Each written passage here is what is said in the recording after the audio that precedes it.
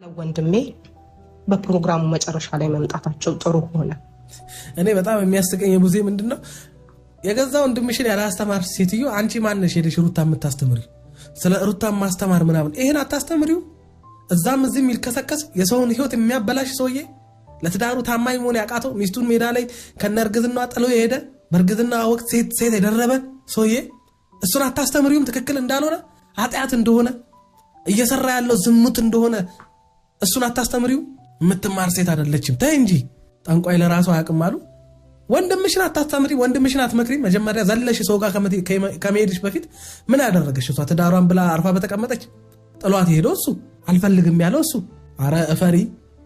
እሱ ምንም እንዳላደረገ በሚስቱ እንደተበደለ አታድርጊዋ ወንድምሽን። የምናውቀው ጉዳይ እኮ አይደለም፣ እንደምናውቀው ጉዳይ እኮ ነው። እንደ አዲስ መናገር አይጠበቅብንም። ያናድዳል። በእርግጥ መናገር ትፈልጋለህ፣ ማስወጣት ምናምን እንፈልግ ነበር፣ ግን የእህቴን ደስታ ለማበላሸት ነው የመጡት። አልተሳካላቸውም። እህትሽ ያገባችው ሰው የሰው ደስታ ሲያበላሽ፣ የሰው ህይወት ሲያበላሽ፣ በሴትነቷ ሲጫወትባት ምንም ያልመሰለሽ ከእህትሽ ጋር ሆኖ ሄዶ ከሷ ጋር አንሶላ ሲጋፈፍ እንደገና እስከ ማርገዝም ስትደርስ ምንም ያልመሰለሽ ስለ እህትሽ ደስታ ተጨነቅሽ። እንዴት ነው ሰው በዚህ ደረጃ ማስመሰል የሚችለው? አንድ እንደው ህሊና ያለው እዚህ ውስጥ ይጥፋ ወይ? ፕሮግራሙን ለመበጥበጥ ነበር። ፕሮግራሙ ደስ በሚል ሁኔታ ጨርሰናል።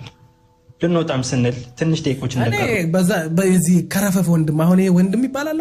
የምሬን እኮ ነው የምልህ። ከአብርሃም የሆነ ጥቅም ልታገኝ ፈልገ እህትህን እየሸትካት እንደሆነ ነው የምቆጥረው። በነገራችን ላይ ለእህትህ እንደዚህ አይነት የተገማማ ህይወት ነው የምትመርጥላት? ወንድ ሆነ አይገባህም ይሄ? መቼም ወንድ ሆነን ምክንያቱም እንተዋወቃለንና በደንብ እንተዋወቃለን። እንደዚሁ ተያይተን እንተዋወቃለን። እንዴት ነው ለእህትህ እንደዚህ አይነት ትዳር የምትመኝላት ወይም ለእንደዚህ አይነት ወንድ አሳልፈ የምትሰጣት? ስለዚህ አንተም የምታገኘው የሆነ ጥቅም አለ እንጂ የእሷ ህይወት የእሷ ትዳር ነገሩ